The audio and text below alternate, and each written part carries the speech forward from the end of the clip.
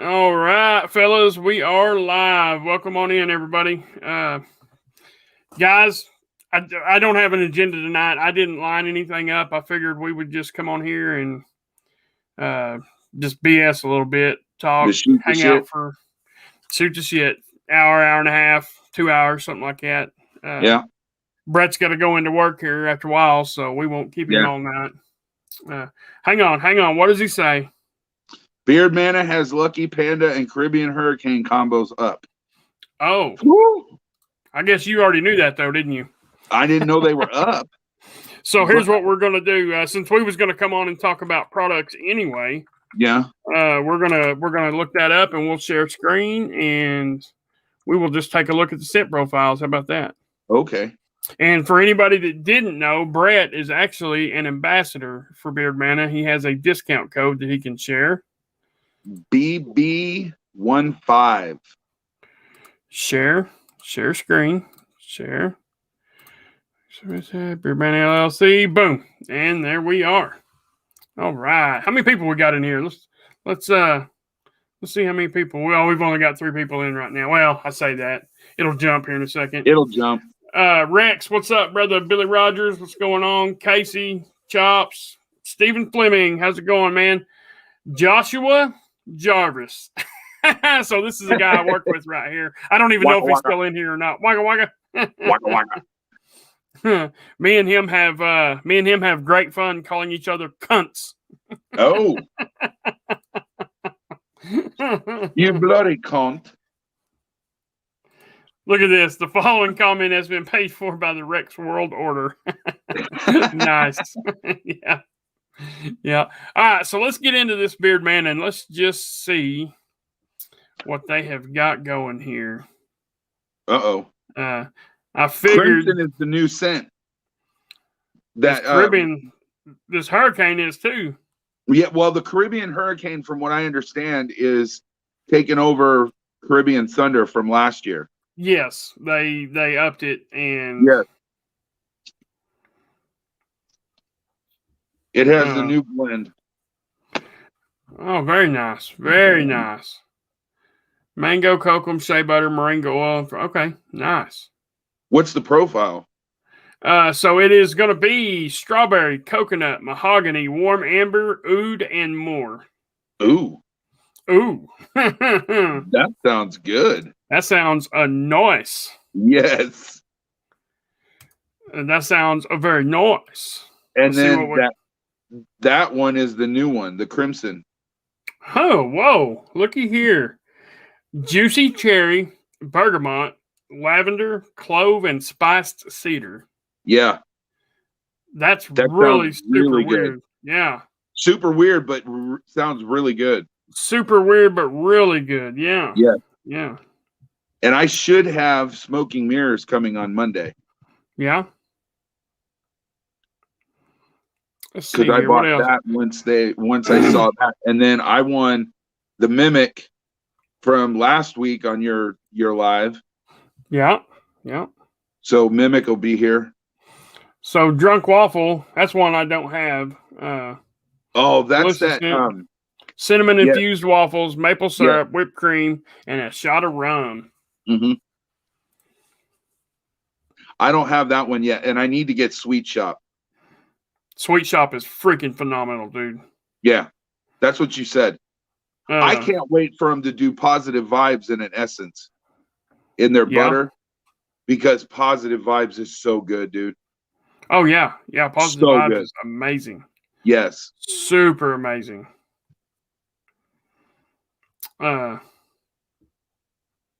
Lucky Panda's in stock. Hold up. Check this out, guys. You got a 1 ounce oil and the butter combo for $20. Anybody that don't have that, they need to jump on that right now. Yeah, they kept it the same price as it was when it was released. Yeah, that's awesome. Got all 3 here, he says. Clint, what's up, brother? Donald, what's going on? Bill. That's a nice hat, Mick. Ron, Tyson, what's going on, fellas? Yeah. Is that Copper John's Tyson? Yeah. Okay, good. He said he was coming on. Yeah, freaking. So yeah, guys, if anybody If anybody hadn't picked up any of the new Beard Mana drop, have at it. It is up, and there ain't much there, I don't think. But anyway, yeah, check this hat out, guys. I'm assuming these will be available here pretty soon if they're not already available. There had to be some changes made to them, I believe. See if I can get that over there without. Which way am I going there? Damn, that's harder than it looks. Got the. You know what? I actually like how big that logo is. Yes. You know, a lot of times they'll put them on there really small, which really I mean, small, that's fine, but or it takes up too much of the hat. Right, yeah. Ripkin, what's up, brother? So Eric, yeah, what's going on, brother? I think, in my opinion, that label's the perfect size on there, or logo. I mean, I ain't grapping about that, not a bit. Let's see. I actually like when they're off center a little bit. Yeah. Yep. And guys, if anybody wants to buy Beard Mana, what'd you say your code was, Brett? Brett has a code. All caps BB15. BB15. That's right. Yeah. That's right. Oh wow. Tonight is prom in our town, and so we get all the cars, like people driving fancy cars around town. Yep. And someone just drove by in a car that looks like the old Batmobile from the Adam West. Now, it doesn't have the Batmobile or the Bat logo on it, but it looks like the car itself. Yeah, that's awesome, actually. Yeah. Yeah, that is super cool. Whoa. What? That's freaking. Oh, I was just getting off the Mana site, and this stupid, this antivirus shit I have. Every time I get on a website, it literally does not matter.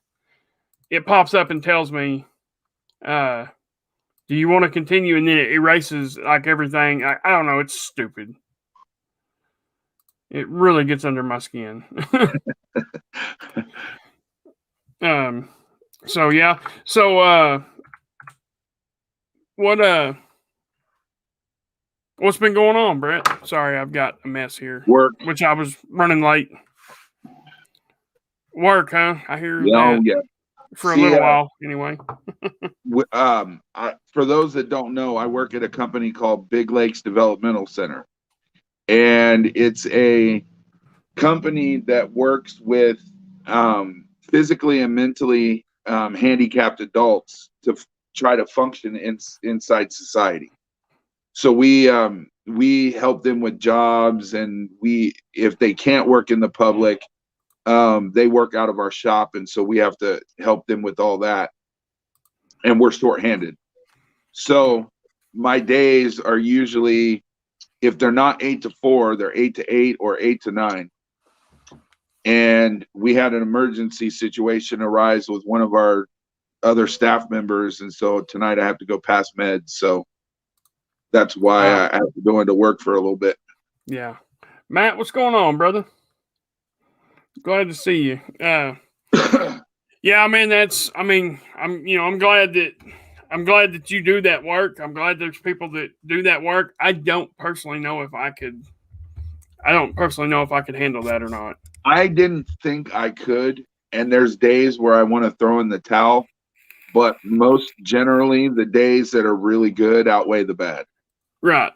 And so, and plus, like I've mentioned this particular client before, he has a speech impediment. So when you first work there, you kind of have to learn not his language per se, but you have to kind of figure out what he's saying. Right. And so I'll give you an example. Like instead of saying horses, he either says whores or horkas. Okay. And so now that's not to say that he hasn't called people whores before. But 9 times out of 10, when he says whores, it's horses. So this one day I go in there and I'm sitting around, and he calls me. He tries to say my name, but it comes out Fred. And so he's like, "Hey, Fred, guess what I did?" And I said, "What?" And he said he went to feed crackers to the whores. Now, I had already sat down pretty much most of the day until I got there and was watching comedies. So I already had a funny bone going as it was. And when he said that, I lost it so hard. And it wasn't, I knew what he was saying, but it was just the fact. And then, of course, I ran with it. I was like, "Oh, did the whores like it?" And he's like, "Oh, yeah, they love the crackers." So it just made it even funnier. Right. Yeah. But get that like it's dating your daughter, he says. Sober Chef Eric has a question for you there. Do you see that? They have DVR? Yeah, why? I'm not sure. Are you talking about mine or his? I think he's talking to you. Because I don't know what DVR is. I'm assuming it's something with mental health. No, DVR is digital video recorder. I don't think so. I mean, yeah, I know it. I know it is. Had to go there. I'm not quite sure what DVR is. Yeah, I'm not exactly sure what it is either. Department of Vocation. I know Oklahoma has that. Department of Vocation Rehabilitation. Oklahoma has that for sure. I don't know exactly what it is, but I know we have it. I would imagine we do. But what we do is they work at certain, if they're able to, they work like I have one that does cleanup for he works as a he works in the laundry room at one of the the nursing homes here in town. Okay. And when he's not working there, then he works at our shop doing what we have, and then I'm in charge of what's called the cleaning crew. And so we have anywhere from 5 to 8 clients of ours that go to certain jobs in town and we clean for them. Yeah. And that's the kind of thing we do. Okay.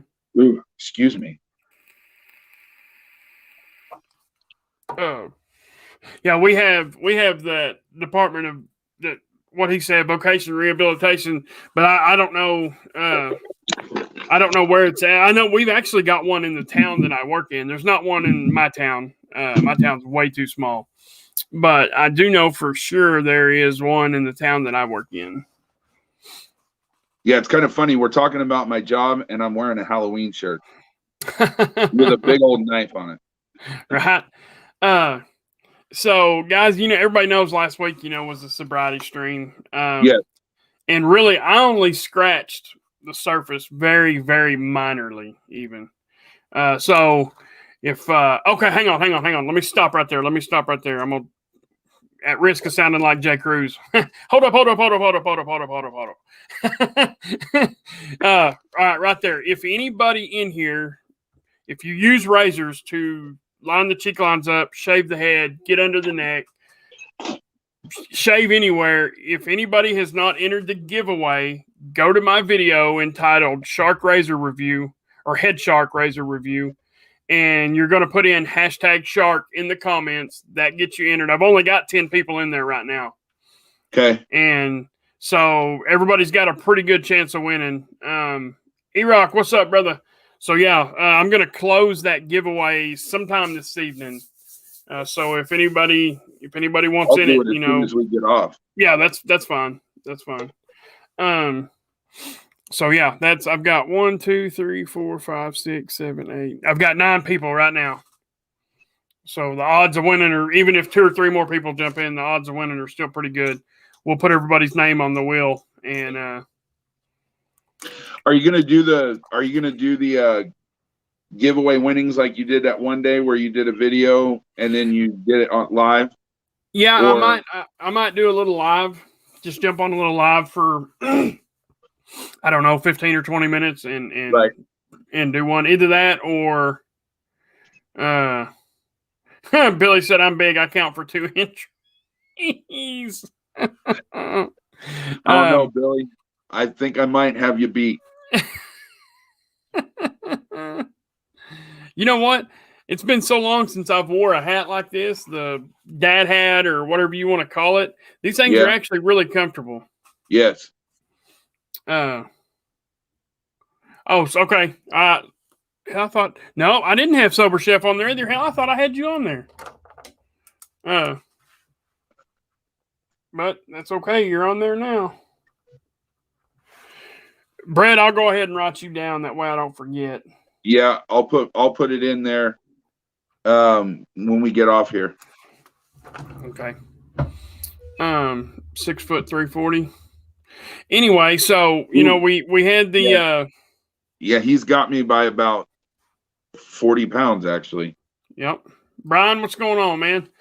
So we had the sobriety stream last week, and like I said, we barely scratched the surface. So if anybody wants to hear a couple of more comical stories, you know, I didn't really go into the comedy part of it last week, but if hey Martin, what's up, man?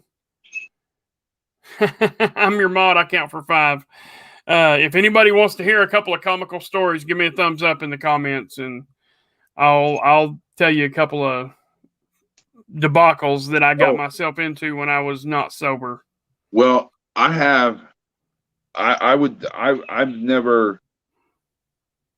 don't consider myself an alcoholic, or you know, I don't have sobriety of any sort.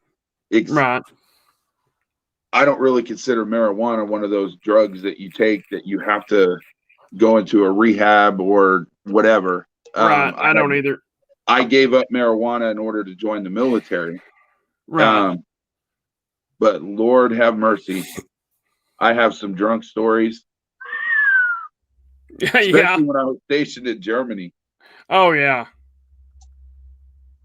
Well, and then here's one, and this was kind of cool. I used to bounce for a bar way back in the day that was on campus at Ohio State. And the band Korn had just sort of come out, per se. They were on tour with Megadeth. Yeah. And so after apparently I didn't go to the concert because I had to work, but apparently when the concert got over, the guys from Korn came into our bar. Of course, I had no idea who they were at the time. And I'm sitting there taking a leak, and they saw me with my shirt, and it said security. And for some reason, they all thought I was cop. So they were like, "Oh, shit, it's 5-0. Put the shit out." And I was like, "Put what out? I'm not a cop." And they're like, "Man, we got a joint." And I was like, "Well, pass the shit over, dude." So I got to smoke weed with Korn before they were really, really big. That's awesome. I thought you was a cop. Yeah, they thought hilarious. I was a cop, and they were going to flush it down the toilet. I was like, no, fuck that shit. That's awesome. And it was some pretty good stuff, too. So one of the... Actually, let's go with 2, because they kind of tie in with each other. So 2 of the more, it was pretty nerve-wracking at the time, but it's kind of funny now. So 2 of the more comical predicaments that I ever got myself in, and then I'll tell you one that's scary. Uh-oh. So the first one, like I said, we talked about, there was a pretty fair period of time. What's up, Mick? There was a pretty fair period of time where I was messed up. And hang on, I got to write an entry down real quick. Okay. And what's up, Chad? And like I told everybody, I started manufacturing drugs, right? Right. And I become pretty good at that. Well, one thing you don't do, and I broke this rule. I'll admit it. I broke this rule. One thing you don't do is you don't ever. It's like moonshine, right? You don't run moonshine at your house. It's exact, man. This is literally no different than a moonshine operation. You're just producing something different.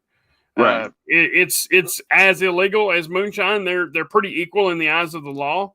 Actually, sometimes moonshine can get you into more trouble, but at other times, drugs can get you into more trouble. Really, Right. so really, I look at them. I don't look at them the same as to what they do to families and kids and stuff like that. But as far as in the eyes of the law, I look at them exactly the same, right? Right. Well, I broke that rule to an extent. Like there's different processes, right? So the Right. process that you can smell, it's like obvious like that. That process, we done that way out in the sticks, where there was pretty much no chance of you getting caught unless Right. you've done it at the same spot every time. Well, the last process, there's a little bit of odor there, but it's not nothing that you can't mask pretty easily. Right. And so we just, I guess just got to where we was just comfortable doing it. And so we started doing that at home. And I got to noticing one night, and what's weird was like there's still people that don't believe me to this day, but I wasn't even high. I was still sober, we was still in the process. I seen this black SUV and I'm like,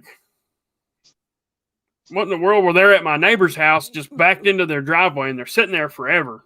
Right. And at first I noticed it, but I was like, that's weird, but I didn't really think nothing of it. I'd never seen that vehicle before. So I go get in my truck and I go to the store, and I don't even know what I went to get. I just went to the store to get something, just the gas station. And I look over and that black SUV has backed into a parking spot, like 2 parking spots from me. Eric, my brother, what's up? So then that kind of raises a red flag. And I'm like, okay, this is kind of getting weird. So I told myself, all right, I'm going to go back home and I'm going to gather everything up that's illegal and I'm going to put it in one spot. And I'm going to see what happens. And of course, this is happening inside the house. So I go back home and I'm really looking for this black SUV, right? I don't see them for a minute. And I gather everything up. I put it in this really big drill bit box. When I say drill bit, I mean drill bit for the oil field, right? So it's this big, huge plastic container with a lid that's got ratchet straps basically screwed to it or riveted to it. Right. So I put everything in there. I get it ratcheted down, and I'm ready to go throw it in the back of the truck. And I haven't seen the SUV, so I'm thinking, man, I'm good. I walk over to the window, and it had probably been 5 or 10 minutes since I'd look. I walk over to the window, and that black SUV is pulling down my neighbor's driveway. I kind of lived on the side of this little hill, and the driveway to my neighbor's shop kind of went downhill on the opposite side of that hill. They're backing down that, and I'm like, huh, oh my. And so I'm like, all right, what do I do? I get out there. I don't see them, but I know they're there. So I go and hide everything. Like I hide that box and anything else that I shouldn't have had. Hide it as good as I can. And I mean, it's like cat and mouse all day, right? So a little while later, I see the SUV. Right. Yes, exactly like that. So a little while later, I see them pull off, and in my mind, they're just going to get lunch or something. Now, keep in mind, this is starting at like 2 a.m., right? And now it's probably 9 or 10 in the morning. It was at the spookiest time of night. So by now it's 9 or 10 in the morning. They pull off. Maybe they're going to get breakfast. Maybe they're going to get lunch, something like that. So I run outside real quick, and for whatever reason, the first thought in my mind was to siphon some gas out of my truck. So I siphoned gas out of my truck, right? I go back inside with the gas can. I take the drill bit box with all the paraphernalia in it, and I put it right in the middle of the floor, and I start putting that gas in my house. Like I make trails, this and that, everything else. This is how hillbilly I was, right? I walk outside in broad daylight and I make a trail all the way to my truck door, right? I get up in my truck. I throw the gas can in my truck. I get up in my truck, reach down with a lighter, light it, house, woof, and I drive off. So there's this big giant hill right next to my town. We got twin cities right here. There's Hartshorn, there's Haleyville, and there's no space in between where one ends and the other begins. So they got this hill called Haleyville Hill, and there's all kinds of satellites and cell phone towers and stuff up there because it's really tall. So I drive up there and I commenced to watching the fire department try to put the fire out, right? So it destroys the evidence, pretty much destroys everything inside the house. They get the fire out, but it gutted the house. And somehow nobody's seen me do that, right? Nobody's seen me light the fire. Either that or my neighbors didn't tell on me. And in that, so the cops are looking for me to tell me my house is burnt down and it's arson. Somehow I sneak by the cops through town and I go out and I spend 2 days deep in the woods. And we had to come up with this. So my buddy's girlfriend, right? She was like, finally I was like, you know what? I'm going to have to go to town. I mean, you know, they know I live there. At some point I'm going to have to go to town. So she was like, well, you got to have a story. And I was like, I don't know what I'm going to tell them. I was like, I'll just tell them I wasn't there. So she goes out and she writes this story down, right? She was like, you need to read that about 40 times. I already got it memorized. And I was like, what do you have to do with it? She was like, I was cheating on Willie with you. And I was like, and I looked over at Willie and he was like, I think it'll work. And I was like, is this your current wife? No. It's not even my girlfriend. It's my buddy's girlfriend. Oh, okay. She comes up with this story to protect me and okay. He's in on it, you know? So like this, so we get up there to the police. I go to that house first. I go there and act like I don't know it's burnt. I'm over there freaking out, this and that and everything else. I see somebody and they're like, man, the cops are looking for you. So I go find the cops, right? We meet them at City Hall and he was like, well, where were you last night? And I was like, I'd rather not say. He was like, were you not at home? I was like, well, evidently I wasn't. I said, because you said this happened 2 days ago. I said, I've been in Buffalo Valley, which is way out in the woods. Right. I said, I've been in Buffalo Valley for 2 days. He goes, well, can anybody corroborate that? And I was like, yeah, but I'd rather they didn't. And he was like, why? I was like, because it's my buddy's old lady. And he goes, man, I get it. He said, I get that. He said, but she's going to have to come in and make a statement. And I was like, she's in the truck. And he was like, what were y'all doing? I was like, what do you say? He's got me writing this statement out. I was like, I don't know exactly what to write here. He goes, well, he said, if you was inside having hot monkey sex with your buddy's girlfriend, write that down. So I said, okay. I said, so I wrote, I was inside having hot monkey sex with this girl with her name. I put her name on there. And, so I go outside and I tell her, I said, hey, they want a statement from you. She goes, I got it. And she said, what was your exact words? And I said, hot monkey sex. And she goes, okay. She went in there and wrote the same thing. Yeah, that was a debacle there. Yeah, that was a real debacle right there. Wow. Hang on just a second, and then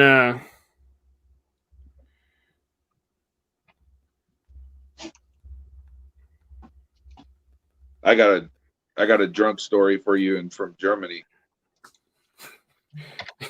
Police report, yeah, for sure. So, okay, so the next story that's tied into this, right?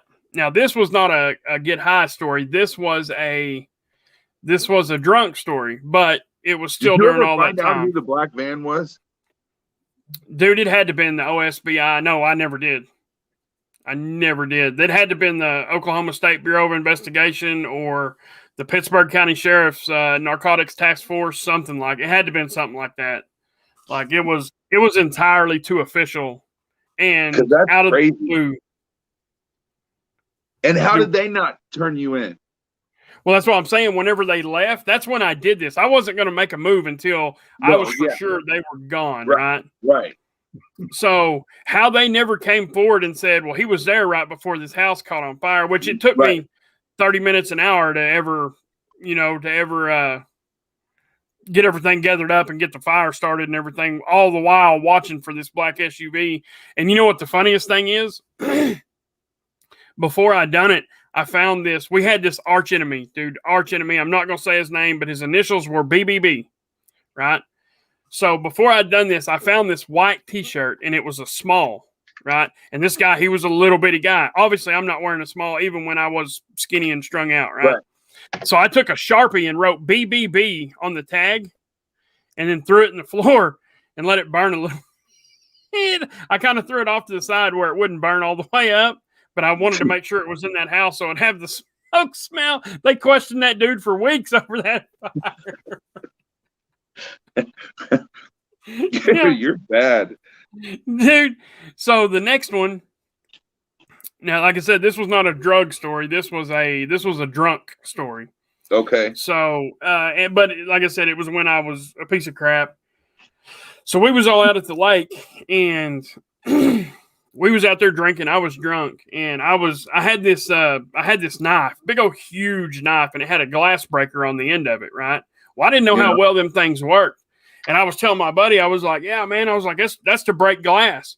And I reached down there and tapped my windshield with it, right? Just barely tapped it, and it goes spider web the whole thing. Well, I'm just drunk out of my mind, right? And I'm like I don't know why I even panicked. It was my car.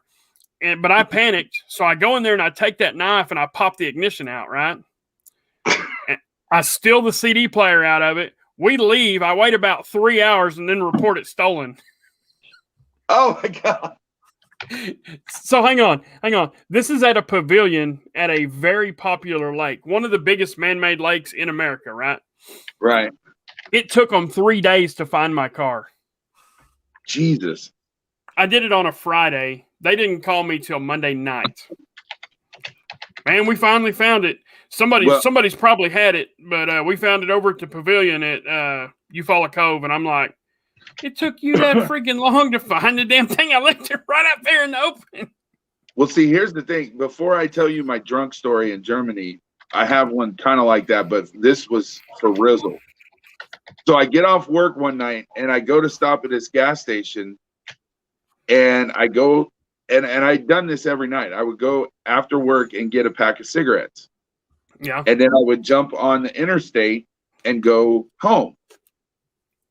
And I stop at this gas station and I literally walk in, like put the car in park. It's still running. Yeah. Go inside and say, I need a pack of Marlboro Light or Marlboro Red shorts in the box. Turn around and my car's gone. Gone. Fucking gone. No sign of it whatsoever. Right. And so I'm sitting there and I'm like, dude, my fucking car's gone. And he's like, what? And I was like, yeah, my fucking car's gone. I just got out. And he's like, I know. I saw you get out of your car and come in here. And I said, yeah. And I asked for a pack of cigarettes and my car's gone. Now, mind you, the car I had at the time was a little red Chrysler. Oh God, I can't remember. Chrysler something. But the passenger side window had cellophane on it because the window had gotten busted out. Yeah. The rear bumper did not have the plastic cover cover on it. That had flown off on a drive coming back from a buddy of mine's house. It was running on a donut. Okay, I had a donut on the car. Yeah. And the gear shift, it wasn't a stick shift, but where you put the, in park, drive, reverse, whatever. There was a bottle cap for a Miller Lite bottle shoved into the bottle in the bottle cap thing. There were gouges taken out of the steering wheel. Like literally this car could have jumped out of Adam Sandler's song Piece of Shit Car. And it was stolen, right? So I had to file this police report, talk to the detective, whatever, and I go home. And at the time I was staying with my parents. So I wake up the next morning and my mom's busted in my bedroom like, where's your car at? You're here. Where's your car? And I told her it got stolen. She didn't believe me. That's how shitty this car was, right? She's like, quit lying to me. You drove the car off the cliff over at Olentangy River, blah, blah, blah. Don't lie to me. You got rid of the car somehow. I was like, Mom, don't be stupid. Why would I get rid of the car? I'd have to walk everywhere. So she didn't believe me until I had to call the detective the next morning for me to corroborate the story. Right. Oh my God. So I'm on the phone with the detective and I was like, yeah, I need to talk to Detective so-and-so. And my mom's like, what? And that's when it dawned on her it was for real. So and she was going to kill me because I told them that the car was in perfect condition, right? So months go by and my dad and I are sitting there watching TV. And we get this call from the insurance company. They said, we need to talk to Mr. Brett Burlon. So I get on the phone and I'm like, I said, this is Brett. Can you say hi? Hi. Hey, buddy. This guy right there is Eric. That's Mick. And this little guy is Ethan. Ethan. Ethan, what's up, little man? You already know Mick. Okay, Dad's telling a story, so move your head a little bit. So I get on the phone with the insurance company, and they start asking me all these questions about the car. Where he was in him. I don't remember where Eric lives, but Mick lives in Oklahoma. Colorado Springs, Colorado. That's where Uncle Drew lives. Uncle Drew lives in Colorado Springs. You live in the same place. He lives in the same place as Uncle Drew. Yeah. So anyway, they asked me what the condition of the car, and I said there was nothing wrong with the car. My dad had to get up off the floor to go take my mom into the living room so she wouldn't bust me out and say I was a liar. All because I was under my parents' insurance. Yeah. And so basically what I was doing with the car was I was paying my parents. They were paying the car, but I was paying my parents however much it was per month. Right. And so Dad was in the background. If the guy would have listened carefully enough, he could have heard my dad saying, we would have had to pay a shit ton of money for this car because it's a piece of shit. And yeah. And Mom was like, yeah, but he's lying. And Dad's like, but we would have had to pay for it. He's getting reimbursed full. And they ended up telling me that it made it from Columbus, Ohio, on a donut to New York, and the guy wrapped it around a telephone pole. Jesus. Yeah. And so they figured, because I told them that it was in perfect condition, they figured at some point, because he didn't have, for some reason, they had to bust the window out, and then to keep the window from rain, they had to put the cellophane on it. Because they said they found cellophane at the scene. They said there was a bottle cap shoved into the steering gear. Like all this stuff that I had already done, like they were telling me, and I was like, no, this car was in good condition. Everything was fine. Like I didn't have a donut on the car. I don't know where that came from. And they got full, whatever the car was worth at the time that they got full. The insurance paid for it and everything. That's awesome. So my drunk story, this was right around when Red Bull first hit the scene real big. Okay. Yep. And so the big thing at the time was Red Bull and vodka. Yep. He went inside. Well, then he must have gone around the corner. I got hammered on Red Bull and vodka. And in Germany, where our barracks were, they were in a quad. And so we had our quad, and then we had the female engineers barracks that was another quad. Yeah. If I would have been sober, I would have noticed that the hallways now they look exactly the same. So I could have I got disoriented. Right. What? Okay. So anyway, I went to the building that I thought was mine. And this is where it gets funny. I start knocking on my door, knocking on it to let me in. Now, I should have had the key, but I'm knocking on the door. Girl answers the door and was like, hello. And I was like, I need to get in my room. She's like, you don't live here. I was like, yeah, I do. This is my room. This is whatever room. She's like, yeah, but it's a female barracks. I was like, quit lying to me. What a blah, blah, blah. So their CQ got me and took me back to my barracks. And somehow I got back outside and went back to that building and back to that room. I did it 4 times. The 4th time, the CQ lady was like, we are going to call the MPs if you don't stop coming here. And there was a mop bucket sitting there at the CQ desk. And as I'm walking away, I was like, this is fucking bullshit. And I kicked the bucket and water went everywhere.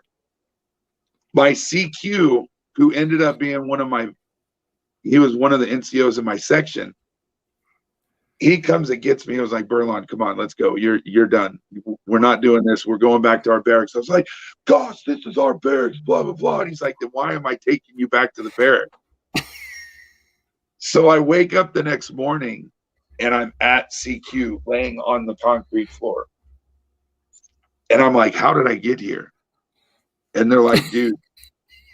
And they tell me this story and I'm like, holy shit. Like, I woke up the next morning, I didn't remember squat.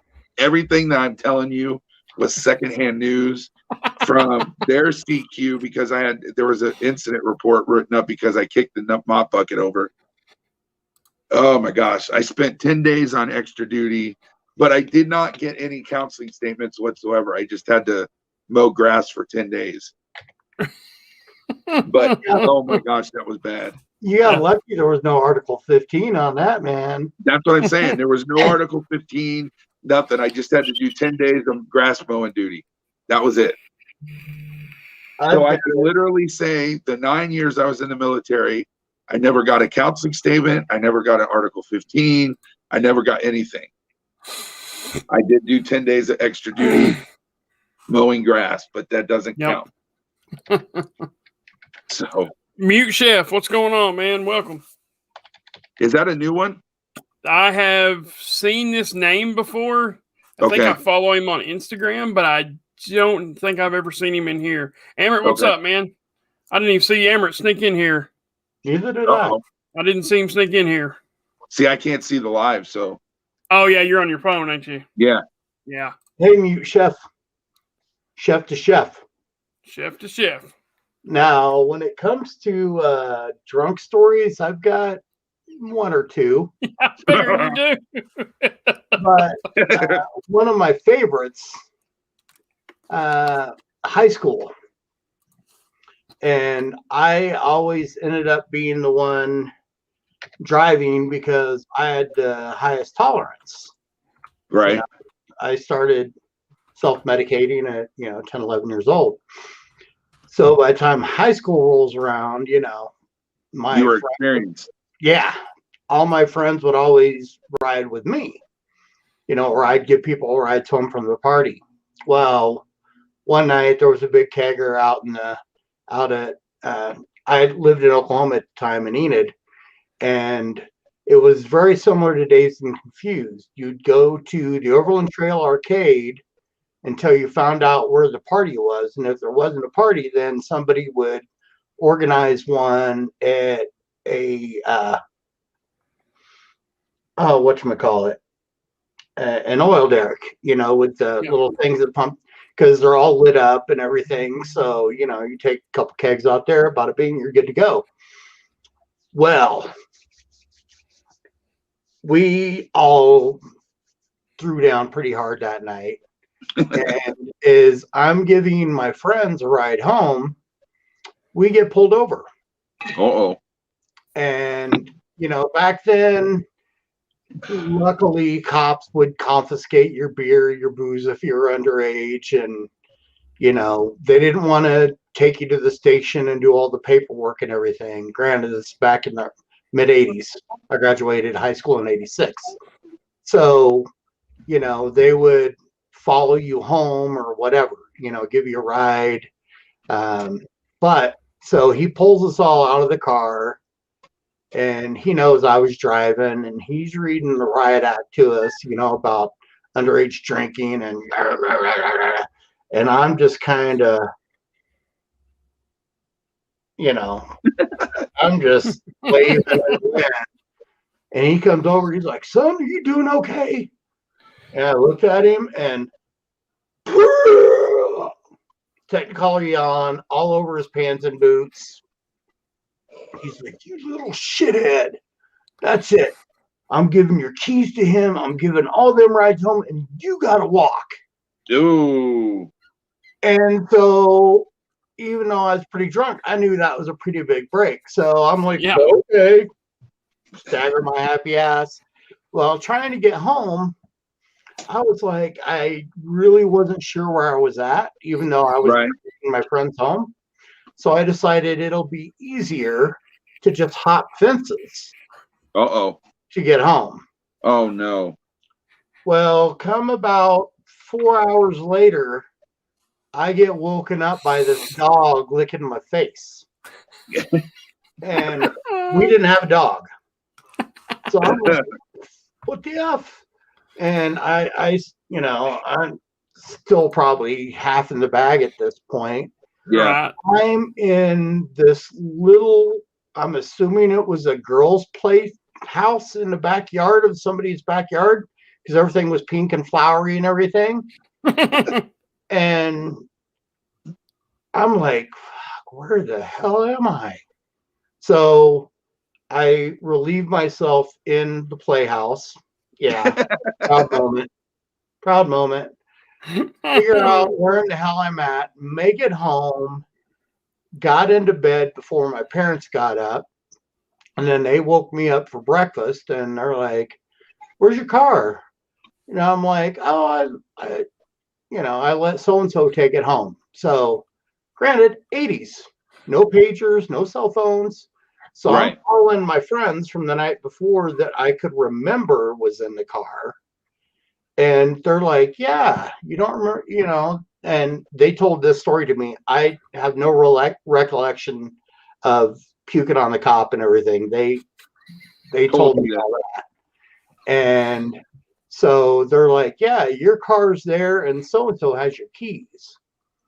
So I have to hop on my bike, ride about 6 miles to my friend's house, my keys, go get my car and come home. And it was the usual walk around the car. Okay, no dents, no scrapes. Okay, I've got my wallet. I'm good. And yeah. And my parents only busted me drinking a couple times in high school. I was pretty sneaky that way. Yeah. Yep. I got caught at school. So my high school was pretty unique in the fact that we had a Native American boarding school, right? Right.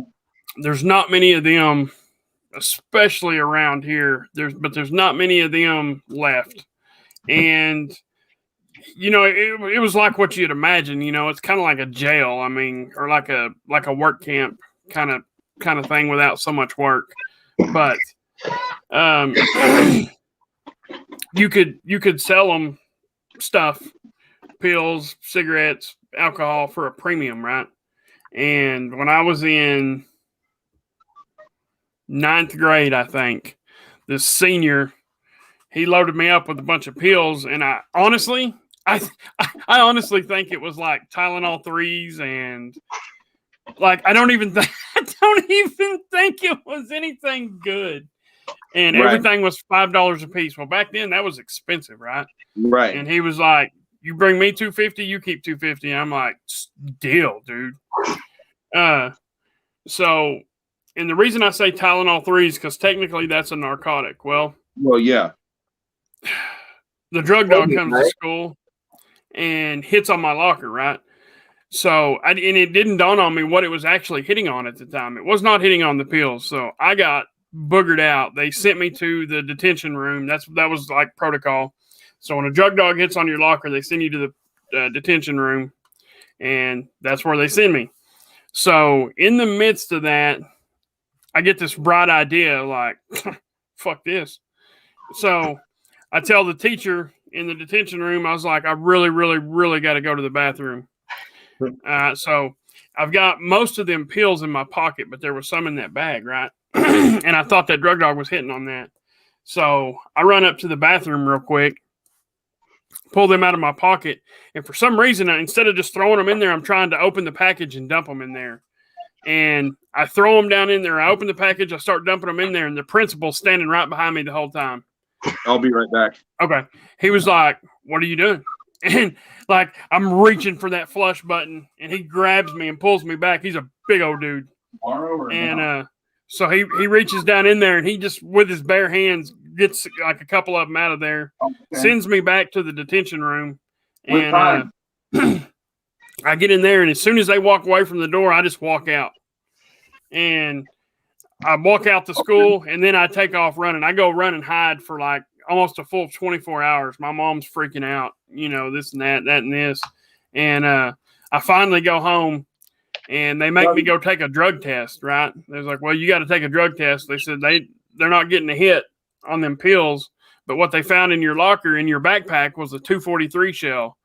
I was like, well, that's my deer rifle shell. I was like, I didn't even realize that was in there. And they was like, well, that's what it hit on. It didn't even hit on whatever that medicine was you had in there. And I was like, oh. So I call a buddy, I was like, well, when do I got to take this drug test? She was like, right now. And I was like, Kids. so I took like 8,000 or 9,000 milligrams of niacin, right? And I play it off the whole time. I'm up there at the hospital taking this drug test long enough for that to just burn the freaking stuff out of my system. I actually ended up passing that damn drug test. And then got kicked out of school for 2 weeks because of the damn bullet. Yeah, my high school, I don't think, like I said, this was the 80s and this was in Enid, Oklahoma.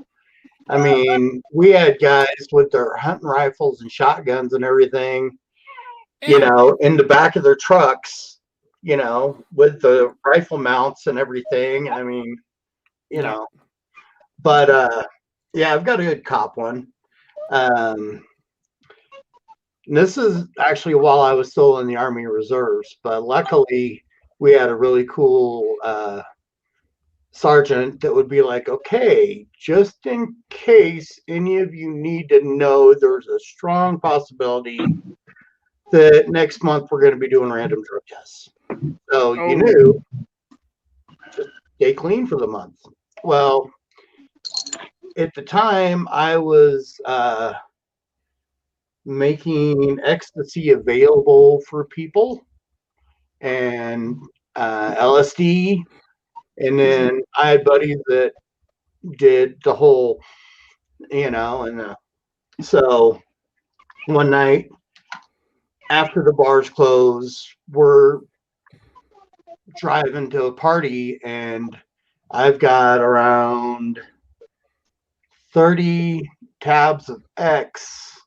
Ooh. I had around 40 something hits of LSD each individually, foil wrapped, because we were going to a party and I was going to make some money. And so we get pulled over and everybody's got an open container in the car.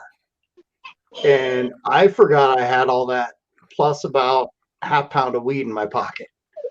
So back then in Oklahoma, it was cool. You got pulled over, you got out of your car, you met the cop halfway. Right. Yep. And so he's like, yeah, it smells like you've had a little bit to drink. So he's going to go run your driver's license and everything. Because back then they couldn't even require insurance. You got pulled over, they check your registration, your driver's license. That was it. So while he goes to do, his partner goes to do that, he puts me up against, and does a quick little search, reaches into one pocket, pulls out the weed, reaches into the other pocket and pulls out the 2 Ziplocs. Ooh. Well, he had no idea what was in the Ziplocs because he put those back in my pocket. And the weed he never put in my pocket. And so the guy came back and he's like, yeah, driver's license, he's good. He's like, what are we doing? He's like, well, we're just going to give him a warning about, drinking before he drives. He's like, Mr. Harford, is that cool with you? Right. And I'm like, is it cool you took a half pound of weed from me, but left me my drugs? Because back then, ecstasy wasn't technically illegal, but acid in Oklahoma, anything over like 15 hits was considered manslaughter because supposedly you go crazy from it. Right. And so I get back in the car, and the people that were in the car, they're like, what the fuck just happened? I'm like, that cop just took my weed. And they're like, what about everything else? So I'm like, you put it back in my pocket. Get to the party. I am a legend. Right. For sure. I guarantee that, dude. I guarantee that for sure. Yeah, I mean, because like whenever well, what did I do here? Whenever that happened with me at school, when I got back, I mean, it was kind of the same thing. It was like, dude, and the guy that was giving it to me, he was like, you didn't say. I was like, I didn't say nothing. He was, I guess that's what he was worried about, is that I was gonna that I was gonna say something, So yeah, no, that was a I can just imagine people going crazy on you're not losing that stuff. I had already dropped the acid. I was tripping balls. I was tripping balls. And they're like, how did you talk? I'm like, well, I knew I was in the Army Reserve, so I knew OSBI agents, I knew Stillwater cops, Oklahoma State cops, Highway Patrol, and right. The trick with what we did back then is you would clip your military ID with a paper clip to your driver's license. So when they ask for a driver's license, that, and then they'd give you back your reserve ID saying, oh, I just need your driver's license. Right. And then, they'd read you the riot act, and then next question would be, and this was the moment you knew you were golden. So what unit are you in? Yep. Yeah. Yep. I tell them, and they're like, so-and-so. I'm like, yeah, he's in my squad, or he's in my platoon, or, oh, he's our watch sergeant. I'm like, yeah, I knew that. Nice. Pulled over 40 times in 2 years. Got one ticket for expired tag, which was $15, non-moving violation. Oh, wow. Got pulled over where I shouldn't have even been looking at a car, and they'd follow me home or give me a ride. Ended up one night, my bumper disappeared. Hey, guys, y'all hold the fort down for just 1 second, please. What's up, Ethan? Where's that? He said, how's it going, Ethan? No. I remember that attention span from Yeah.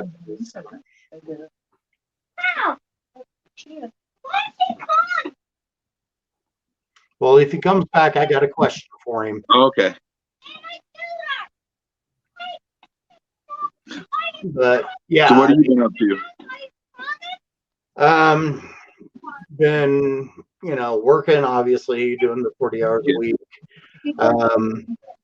Been having a little hiccup with my psych meds because changed insurance companies, and up in Denver, Kaiser's got like campuses all around Metro, to where you go there and they've got everything. It's like one-stop shop, well, down here they've got 2 offices, but no psych.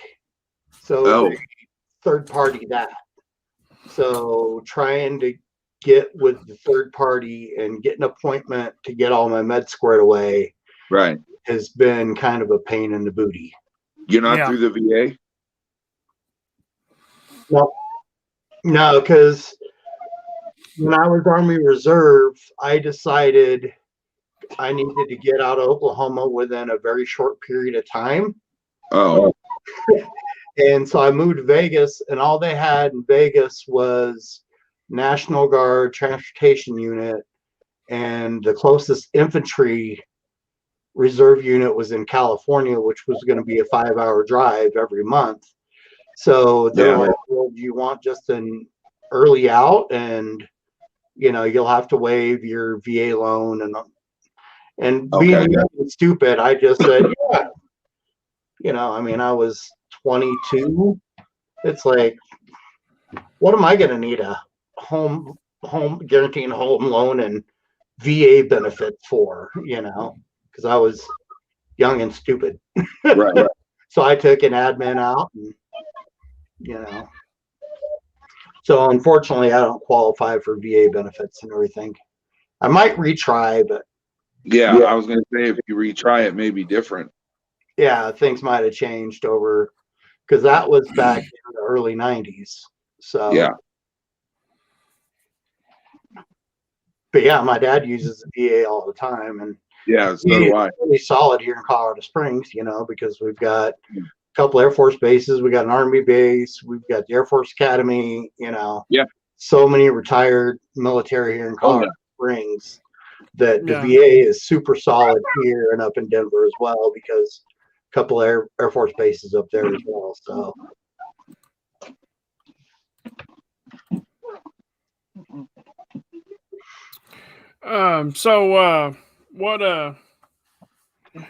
What beard products are you guys digging on right now?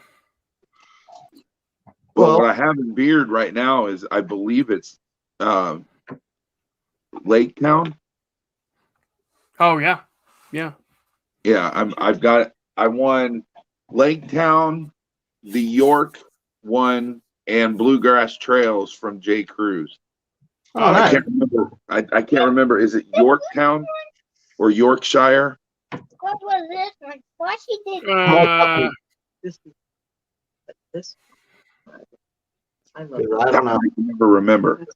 I can't remember. What up, And- Walt? I won those three.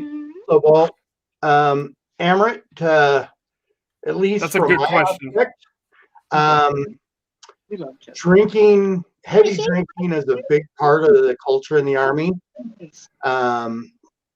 You know, and then unfortunately, you have a lot of veterans that are coming back from the sandbox with PTSD, Yeah, and they don't get treated right, so they start self-medicating. And once, you know, just the beer doesn't work, then, you know, they try other things and anything to escape and get just a little respite from their illness. And that's what it's mental illness, you know. And so unfortunately, and plus in the Army, at least, just for myself, because I was Army Reserve, you're a man. You know, you don't cry, you don't show your emotions, you don't ask for help. You just, you know, pull your boots up, lock and load, and get on, you know. So unfortunately, there is a lot of substance and alcohol use, and Brett might be able to answer this one better for me, but I know a lot of people that had never touched a drug until they got stationed in Germany. right. Yeah. Well, when I was stationed in Germany, the drug of choice was alcohol.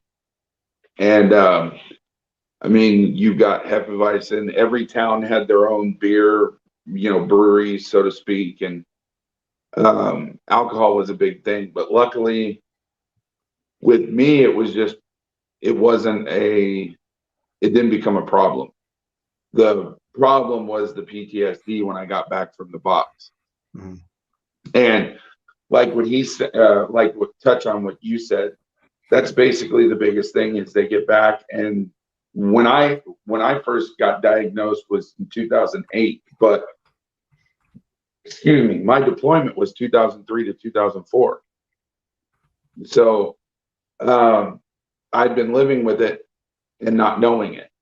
And back then it was that whole, suck it up and drive on mentality. And now that there's been so many guys been diagnosed, it's kind of hard for the military across the board to overlook it. So, so what you're finding is a lot better at it getting treated and going back and getting the ones that, that may have slipped through the cracks. The problem is, though, the Vietnam vets, the World War II guys, the Korean War, those guys, it was always masked as something different when it was all just basically PTSD. Yeah. And what I couldn't imagine is, when we got back, now I didn't have family at mine, but when we got back, we had reception, families could come and see their, loved ones and whatnot. But coming back in Vietnam, they didn't get that. They got shit on basically because everybody was against the Vietnam War. And, now you've got homeless veterans, not just, Vietnam vets, but you've got current homeless veterans and it's sad. And then you run into this problem. Or what you run into are the guys that get prescribed the heavy narcotics for pain. And then they get out and they don't have a VA benefit.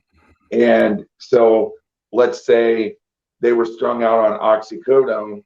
Well, the cheaper version of it is heroin. Yep. So now you've got a heroin addict. And I wouldn't say it's, I don't know the big numbers, but there is a correlation between military and substance abuse. Yeah.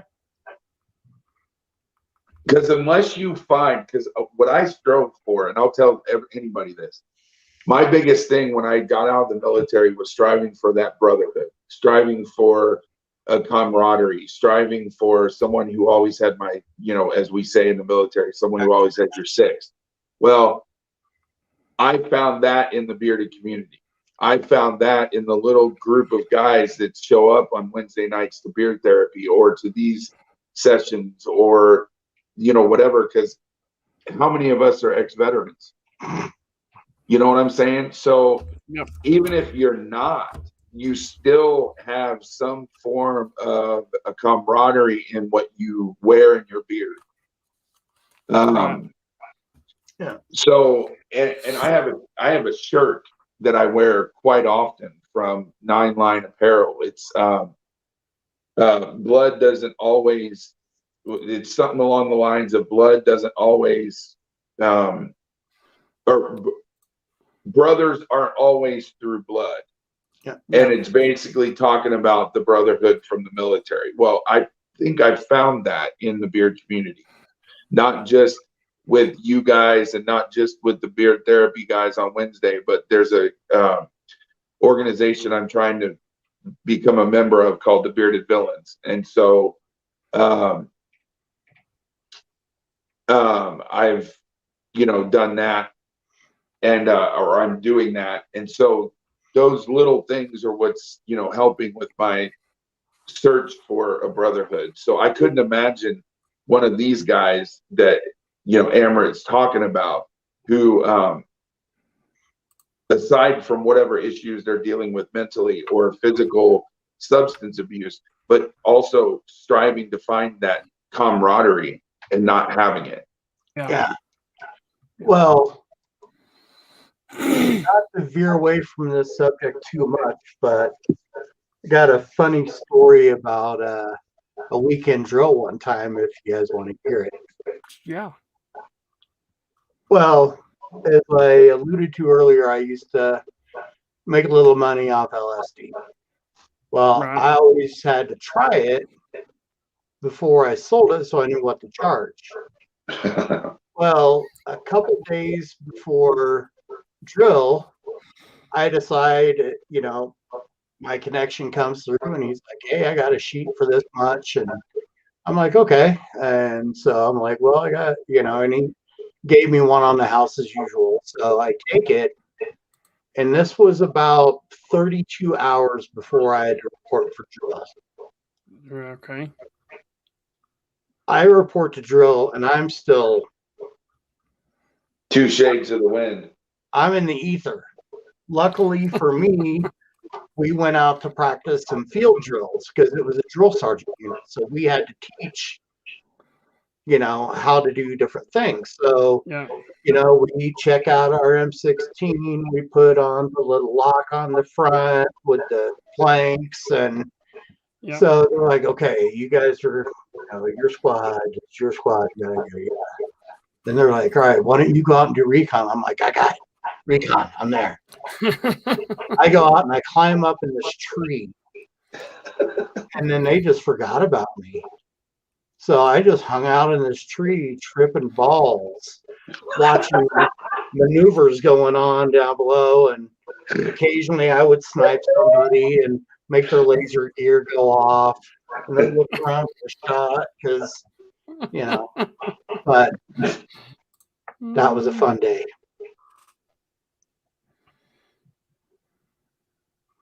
Needless to say, last time I did anything like that a week before I went to drills. Yeah. Billy, that sounds right. That sounds about right. Yeah. Next time, hold up a sign with your YouTube channel. You know what? That's a good idea, actually. Yeah. Yeah.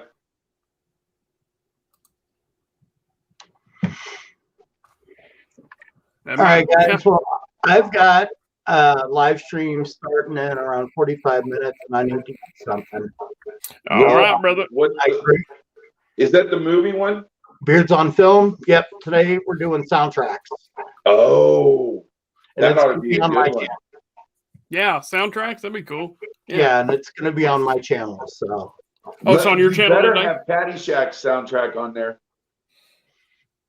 I can't give anything away, but I've got a few honorable mentions that. Okay. Okay. Okay. But there we go. Thanks a lot, guys, for having me on. Thanks, Mick. Absolutely, brother. Always enjoy Absolutely. sharing the screen with you guys, and You're welcome anytime, man. we touched on some important stuff. Yeah. And Yep. it's sad that 22 a day number is growing. I don't know what the number is. Yeah. For It's not good. Yeah, I just know since COVID, that overdoses, relapses, suicides, they're all up at least 30%, which is just sad. Yeah. So, It's sad across the board, regardless if COVID had anything to do Yep. with it. yeah, But COVID made it worse. yeah, isolation is never good when you're No. struggling. Yep. So, all right, guys, be good. All remember, life's too short to eat bad food. All right, brother. Take her easy, man. Jim, what's going on, brother? That's not a bad topic of discussion. Is soundtracks. No, I think that one will be pretty cool, man. Most of the time they lose me on that because half the movies Yeah. I haven't seen. You know what I mean? And I Yeah. can't break movies down like them guys can. But yeah, man, they freaking the soundtracks. Now that's something I know a little bit more about. Yeah. You know? See, I love watching movies, so I can kind of hang with them. But when they did that one about the directors, I was kind of lost. Right. Like, I mean, I watch a lot of movies too, but like, I don't break them down like Barberdo No. Joe does. You know, No. I can't do that. I mean, I guess I could if I like, okay, hang on. There's movies out there that I've watched so much that if you just turned it on, I could sit there and break it down well, like Joe. Yeah. But Joe seems like he can almost do that by watching a movie once. You know? Yeah. The movie Fury about the tank. I could do it with that. Yeah. Probably any of the Marvel movies. I could probably do it with any of them, you know. Yeah. But I could do it with Scarface. Yeah. Scarface, Al Pacino. I could do that. I could do it with Goodfellas. I can do it with Goodfellas. Oh, Goodfellas is my jam. Like I can watch that and recite almost. Oh yeah. Well, and yeah, Amrit's right. He's a good teacher. Right. But he also has a degree in film, though, doesn't he? I don't know if he has a degree in film, but he is trained. Or highly trained. Yeah, he has some training with that. My wife hates watching Goodfellas with me because I can almost recite the whole I whole can. movie verbatim. I think I can recite. I think I can Oh. recite. I think I can recite Tombstone too. Tombstone's another one. Yep. Godfather. I could probably recite. Oh, what's that movie called? I can't even think of the damn name of it. Who's in it? Wolf of Wall Street. I could probably recite that one. That one is hilarious. Yeah, dude. I am still disgusted that they didn't. Yes. He's just looking at it. When it first goes on, he's like, Yeah, that's what I was about to say. I'm still disgusted that they didn't cast Matthew McConaughey further into that movie. I know, right? Like, I am still sick about it. I'll tell you, my favorite scene in that whole movie is when they take the pill and it hits him when he gets to the golf course and he's talking on the phone and the guy was like, "What did you just say?" And he's like, "It was to the sky," and like, oh my God, I lose it every time. He had to shut the door with his foot. He's basically crawling by his face. Oh, dude, when it shows Matthew McConaughey like super high, and instead of just counting with his fingers like that, he's like he's getting off. That shit kills me too. That shit freaking kills me. That movie is awesome. That's probably one of my favorite Leonardo DiCaprio movies. That and What's Eating Gilbert Grape. You know what? I've seen What's Eating Gilbert Grape, but I haven't actually watched the whole thing. Jason Statham has got a bunch of hidden gems that were never super famous, Right. super advertised movies. One of them is called Safe. Have you ever seen that one? Maybe. If you have not seen that one, check that one out. And then there's another one that's really similar. It's pretty much the same kind of movie. What's it called? One of them, he is protecting a little Chinese girl, and then the other one, he befriends a nun, and man, I can't remember what it's called. One of them's called Safe, and whatever the other one is. But man, them are two. In my opinion, them are two of his better movies. There's a rumor that was going around after Step Brothers was made that Jason Statham was going to play their half brother. Like he was going to be in the movie as their other like step brother, and I thought that would have been funny as hell to see. Yeah.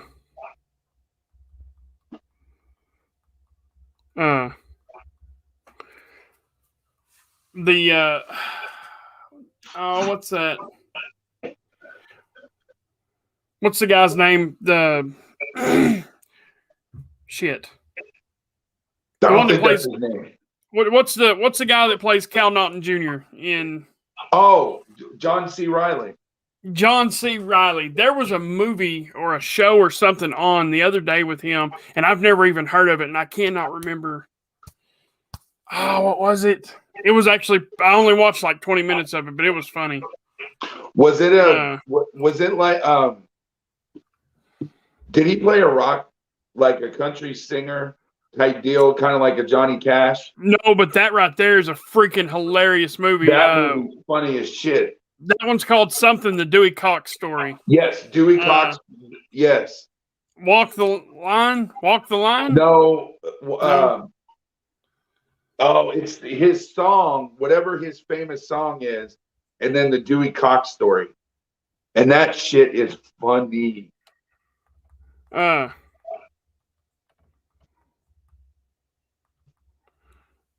Walk the Line is the Johnny Cash movie.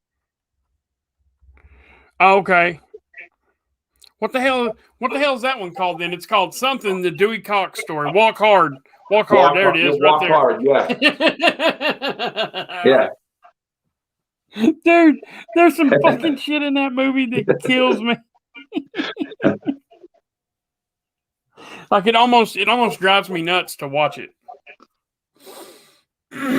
See, I still say that Step Brothers is one of the funniest movies out there. Oh yeah, Step Brothers is really good. When those two are in the movies together, it's gold. Like I think they need to do another Step Brothers. Somehow do another one. Yeah. I personally I personally like the 80s stand-up comedy. Yes. And my favorite actually is like Eddie Murphy. Oh yeah. Eddie Murphy Delirious. That right there is still one of the funniest movies that I have ever seen. Goonie Goo Goo. Yeah. Goonie Goo Goo. Goonie Goo Goo, Eddie.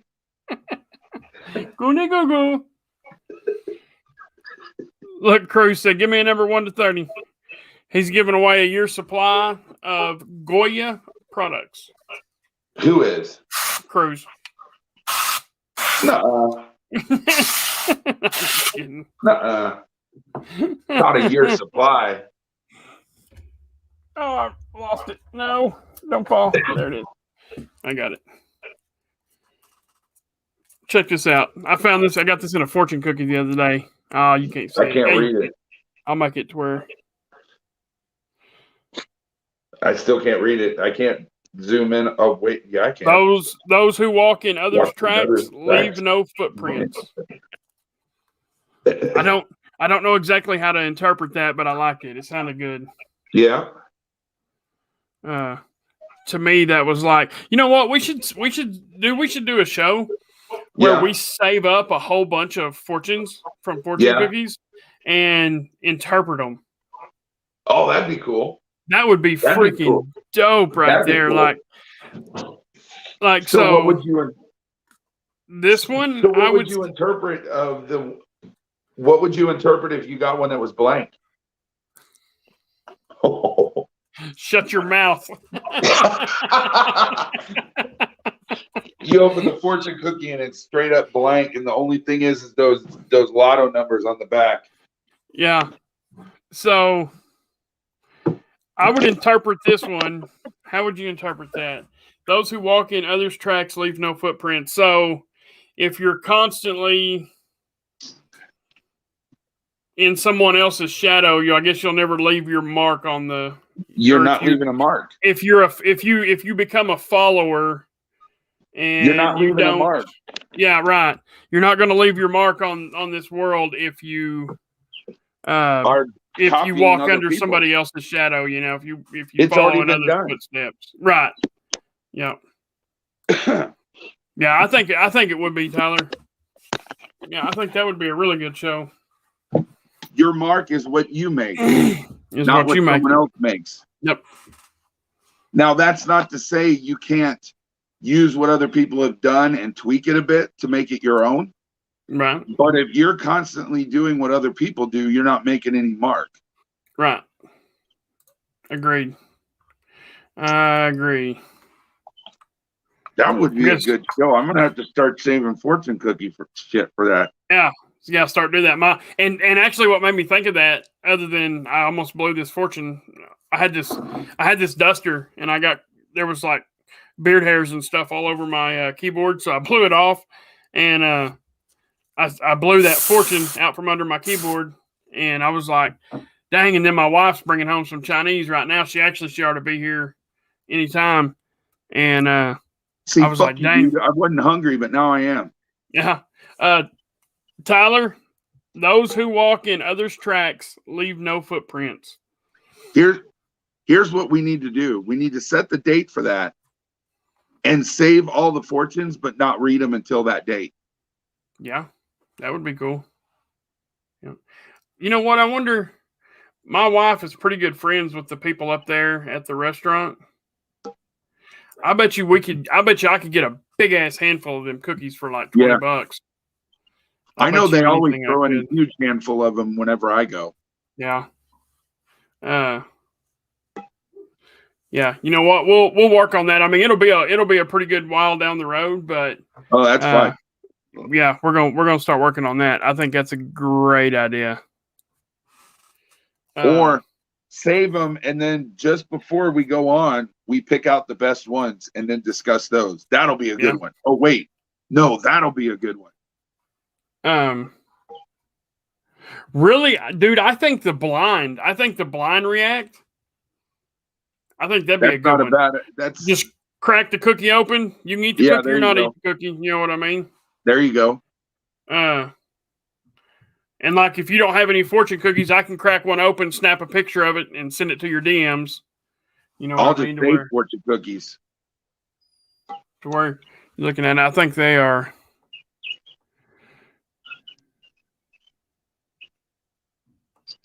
But anyway, yeah. So yeah, man, I think I'm gonna hang it up here. I think the wife's home. My dog's going nuts. So what do you have in beard? I can't actually say, but it's yeah. I can't actually say. Remember that thing I showed you a while ago? Oh, the tester. Okay. Yeah, tester. Yeah, I've got Copper John's Lake Town. Nice. Very nice. You know what? That might be one of my next purchases. Is that right there? Because I keep hearing everybody says they like that better than Bluegrass Trails, which Bluegrass Trails is fire. Is fire, dude. It is so good. It's fire. But anyway, still in here? Yeah, he is right there. Okay. Oh snap! There we go. But anyway, guys, that. Oh, okay. Oh, never mind. Sorry. Anyway, guys, yeah, I appreciate everybody for joining. Brett, thank you for coming on, brother. This probably would have been a pretty short show if I was on here by myself. So anytime, brother. Anytime. I appreciate it, man. So all right, guys, we will see all y'all next week. I got a video dropping in the morning. I got to let that video drop because you can only have 3 video notifications on YouTube every 24 hours. So I've got to let that video drop in the morning, and then we'll probably do some kind of a live and pick the winner for the razors. So if anybody has not entered that and wants to enter that, go enter it right now. I don't care if you shave your head or not. Everybody's welcome to it. Yeah, we'll do it tomorrow. I might do it like late tonight on IG, but most likely it'll be tomorrow. Okay. So yeah, guys, go enter that. All you got to do is put #shark in the comments, and that will get you entered. But anyway, guys, like I said, I appreciate everybody for joining, and we will catch you all next week.